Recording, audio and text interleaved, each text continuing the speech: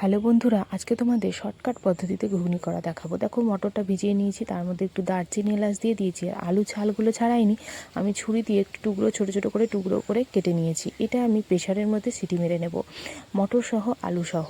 তো দেখুন, আমি পেঁয়াজ কুচিয়ে নিয়েছি, টমেটো, কাঁচা লঙ্কা, শুকনো লঙ্কা, আদাটা আমি একটু চুড়ে নেব, ওই জন্য একটু গোটা করে রেখেছি।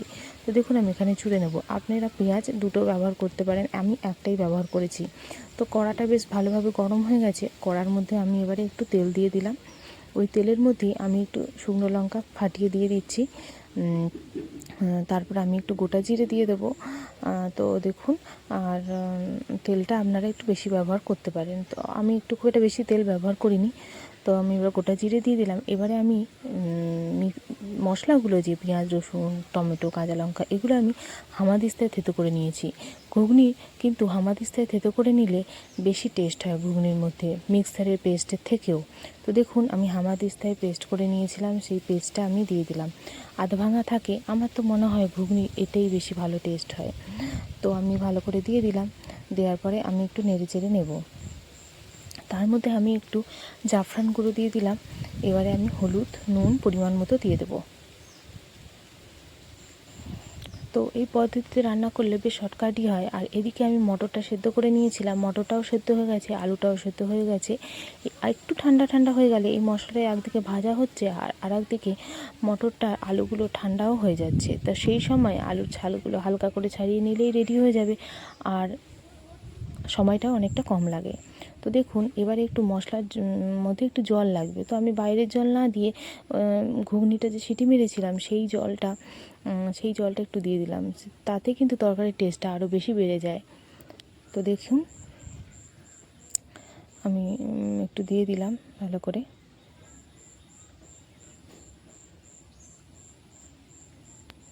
তো ভালোভাবে ভাজা ভাজা হবে। দেখুন, মশলাটা প্রায় ভালো ভালো করে ভাজা হয়ে গেছে। দেখতে থাকুন, ভালো করে ভাজা হয়েছে। খেতে কিন্তু বেশ লাগে, আমি যে পদ্ধতিতে করছি খেতে কিন্তু বেশ লাগে। তো দেখুন, এবারে আমি আলুগুলো সহ, মটর সহ দিয়ে দিলাম। তো একটু জলও লাগবে। আমরা একটু ঘুগনি, সবাই আমাদের বাড়ি সবাই একটু ঝোল ঝোল খেতে ভালোবাসে, তো ওই জন্য আমি একটু জলটা বেশি দিলাম। আপনারা আপনাদের পরিমাণ মতো দিয়ে দেবেন। তো আর একটা কথা, আপনারা একটু নারকেল কুচিয়ে দিতে পারেন। তো নারকেল কুচিও দিতে পারেন, যেহেতু নারকেল দিলেও ঘুগনি বেশ ভালোই হয়। তো দেখুন, তো আমার রান্নাটা যদি আপনাদের ভালো লেগে থাকে তো অবশ্যই আপনারা লাইক, কমেন্ট আর একটু সাবস্ক্রাইব করে দেবেন। সাবস্ক্রাইব করলে আমি অনেক রান্না দিতে পারবো।